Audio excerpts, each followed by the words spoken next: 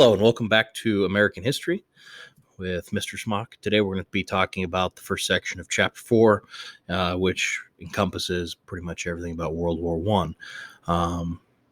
First of all, we're going to have to take a world history lesson. We're going to dive back to about 1882 and work very quickly forward from there to talk about why World War One was allowed to happen, what events transpired that led directly into it. You also see my quote by H.G. Wells, the war that will end all wars was the title that was given to World War One by H.G. Wells, stating that at the end of all of the conflict that was surrounding World War One, that there would be a new international pecking order, and that there would be no need for war in the future because this war would decide the outcome in that pecking order for all time.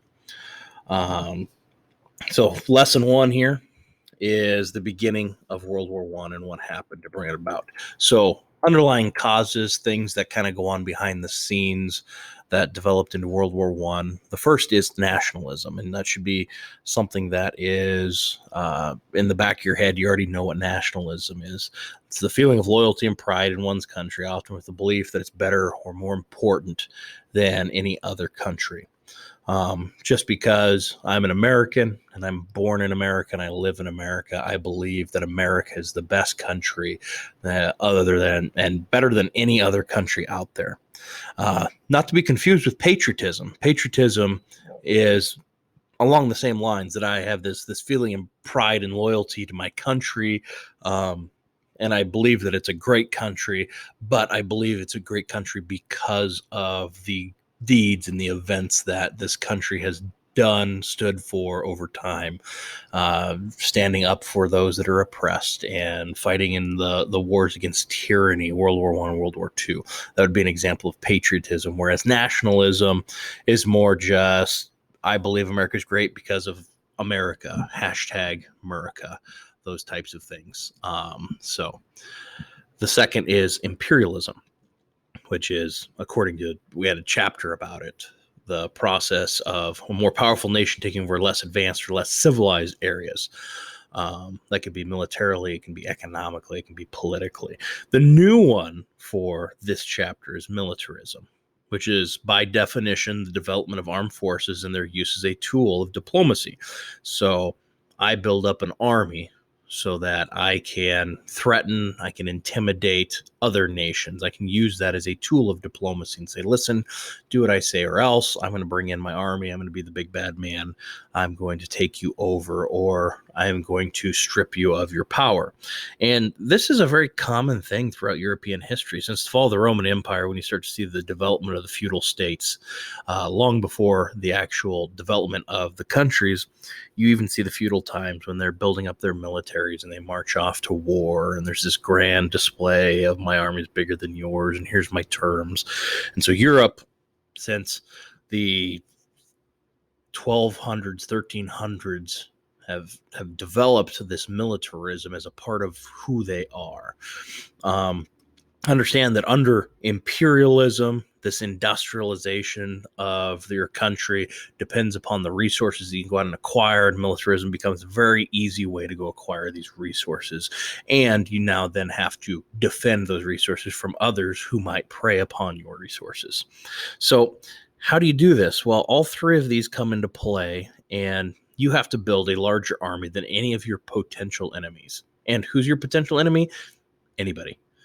You can have long-standing alliances that are betrayed, but right now you have to think in terms of self-preservation, and that's the way the European nations think, is that anybody can be a potential enemy. Germany, at the onset of World War I, had the largest army in Europe, 13.5 million people, and the vast majority of those will go to the front lines and fight throughout the course of World War I. The United Kingdom had the largest navy. They had over 450 vessels. And so if you're Germany, you know that you can be the top dog in a land battle in Europe. However, if you're going to try to take that fight anywhere else, you're going to need a navy, and Britain has the upper hand there. So under militarism, If I'm Germany, I'm going to start building a larger navy so that I can compete, or I can at least stave off any attack by Great Britain, and vice versa. If Great Britain's looking at Germany and they're saying, hey, they got a much larger army than us, we need to build our army. It's all armed forces under militarism. Okay, so the next phase of this is the entangled alliance system that begins to develop as far back as 1882. So you have Germany and Austria-Hungary, who are very closely tied. Their leaders are related through distant cousins and intermarriages that are very common throughout Europe. And because they were so closely aligned, they sign into this agreement, and they start to speculate that the nations of France and Russia are conspiring against them, and that if war ever breaks out and they have to go to war with these two, they're on either side, France to the west and Russia to the east, and that we need some sort of alliance system so that should we go to war, I can win this war. Okay, and so Germany and Austria-Hungary are the first to sign in 1882. Italy, after losing all of its colonial interests in North Africa and various wars and negotiations that followed with with France, will seek to join in this alliance after losing all of that stuff. Italy and Austria-Hungary and Germany will sign in and become signatory members of what's called the Triple Alliance. Okay, so the Triple Alliance is rivaled then by the Triple Entente or Entente. I was taught that it was a French word. It's Entente. I've been told by colleagues that it's Entente. Either way, this is the United Kingdom, Russia, and France. This becomes a signatory alliance that comes together in response to the secret Triple Alliance. It was merely the three nations saying that if something happens that we need to band together. It was not a lot of things. It says here and in the text that it wasn't a mutual defense pact, nor was it an alliance. It was kind of that these three nations have to work together because there's three other nations. And as time passes, so you see this was signed in 1907, as time passes, everything that the Triple Entente does is to further the agenda of the United Kingdom, Russia, and France. So economically, the three of them trade more and more with each other. Politically, they do more and more political negotiations with one another. And the Triple Alliance, Germany, Austria, and Hungary, are going to do more and more with each other, and they're going to be exclusive. So the Triple Entente is going to do less and less with the Triple Alliance. And over the course of 10 years, you could see how less and less diplomatic interaction is going to result in major issues. So we get to 1914 and Europe is a powder keg. The United Kingdom, Russia, and France are angry in seeing that everything that Germany, Austria, Hungary, and Italy are doing is against them or despite them. And so all you're going to need is a spark. And so here's a graphic of what the alliance system looks like, as organized as possible. You have on the left-hand side, you have Italy, Austria, Hungary, and Germany. And on the right-hand side in red, you have Russia, France, and Britain signing together to ensure that should war break out, you have allies. And then you have the Balkan states, which are very interesting in that Bulgaria and Serbia geographically are very close to one another. Serbia has a very large Russian ethnic group. So culturally, even language, many Serbians speak Russian at this time. Bulgaria being very, very close to Serbia, there are families that live across the boundary of the nation that are related to Serbians and Bulgarians and vice versa. But Bulgaria had just recently become a territorial acquisition of Austria-Hungary.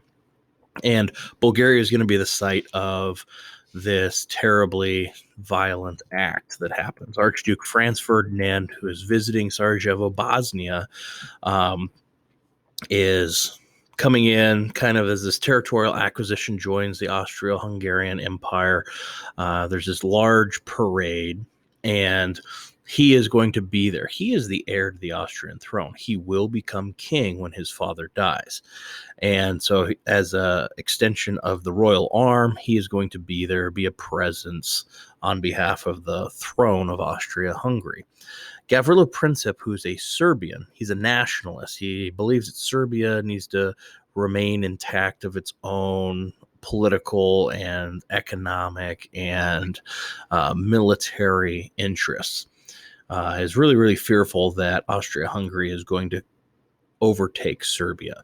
And so the Black Hand, this nationalist group, this extremist group, sends 5 assassins to Sarajevo, Bosnia, to take out the Archduke. The theory being, if you cut the head off the snake, then the Austro-Hungarian Empire collapses, where Franz Ferdinand's the only heir to the Austrian throne. If we're able to assassinate him and his father dies presumably of old age, then the Austro-Hungarian Empire, in their eyes, will just implode and fall apart. And so you have these 5 assassins that are sent. They're not the best assassins. They're rather inept. They're regular John Does that are just kind of plucked from a group of people because they're very excited about Serbian nationalism. And so the first one reportedly threw a grenade, but overthrew the car by a car length. And the second one pulled out his gun and fired 3 shots, but couldn't hit anybody from 20 yards. And Gavrilo Princip reportedly was hearing how the failures of these assassins was going on and decided to give up his quest. So he went to go get something to eat. He left the parade. Upon reaching their designation, Archduke Franz Ferdinand and the people that surrounded him had a banquet, very, very short-lived, and then adjusted their path and were on the exit path out of Sarajevo. And this altered path actually took them right in front of Gavrilo Princip, as the story goes. And he's sitting down to eat, and he sees this parade come by, and he says, well, this is my message. I have to do this. It is almost like God himself is saying, you must follow through with this. And so he sifts through the crowd, and as Archduke Franz Ferdinand, you can see from the photo, open cab, leaning out, shaking hands, he's waving, and Gavrilo Princip steps within a few feet and fires 2 shots, one into the chest, one into the abdomen of Archduke Franz Ferdinand, and 2 into the abdomen of his wife, Sophie. So then you have the parade washes off, tries to get him to medical attention, but unfortunately, Archduke Franz Ferdinand will die before he ever reaches the military base where there's medical attention. So you also have this inciting event. This is the catalyst. This is what lights off the powder keg of Europe. Okay, so his assassination is going to bring Austria-Hungary into this bloodlust. Their heir to the Austrian throne has been assassinated, and they're going to look for anybody that is responsible and persecute them. So the Black Hand, the Serbian group, they want to come in with their Inquisition, their army, and seek out anybody that was a member of the Black Hand. Well, Serbia, being a sovereign nation, says, no, you don't get to just do that. And Austria-Hungary will declare war on Serbia. And it's the mighty Austria-Hungary, one of the largest armies in Europe versus little Serbia. But the Russian people, the Russian government will step in and say, this isn't right. We're not going to allow you to just come in and take over Serbia. We actually back Serbia in this. It's not okay for you to do these things. And because they stepped in, because they're a member of the opposite alliance, the Triple Entente, Austria-Hungary, who's still probably not thinking clearly through the assassination of their Archduke, will declare war on Russia. And because Germany is a close ally, they'll declare war on they'll declare war on Russia. And then they'll turn and they'll declare war on France. And France, being an ally of Russia, will declare war on Germany and Austria-Hungary. And Russia will respond with declaration of war. And it's this powder keg just explodes.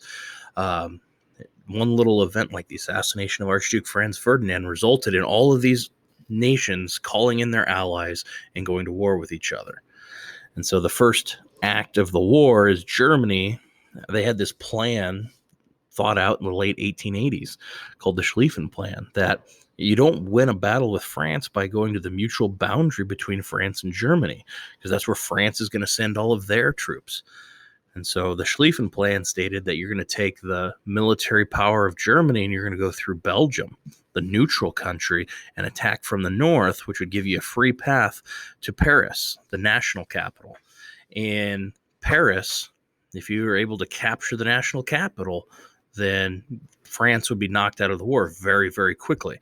And it'd be like a 1-2 punch, and you'd be able to then not have to focus on the French side of the war, but you could focus on the Russian side, and they're the much larger threat. And the Schlieffen Plan works very, very well. And they invade through the north. If it wouldn't have been for the British forces entering the war, the Schlieffen Plan probably would have worked. But at the Marne River, which is about halfway between the Belgian border and Paris, there's a stalemate that's caused by French and English troops to the Germans, and they start to dig in, literally dig in. Allied forces, and the Allies will become Great Britain, France, and Russia, and the Central Powers will be Germany, Austria, Hungary, and Italy. And the two sides will have to entrench on either side. Neither side can gain any traction. They can't gain any ground.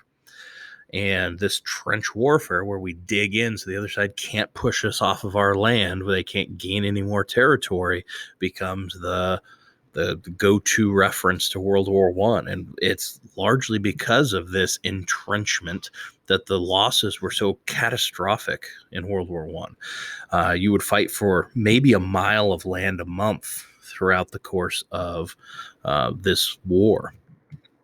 And then you have the area in between the two, that as these two sides bog down and they fire mortar shells and ammunition at one another, this area in between becomes this barren wasteland, pockmarked with craters. There's landmines, there's barbed wire. It's a horrible place, and we call it no man's land. And with that, we conclude the first lesson, and we'll be back with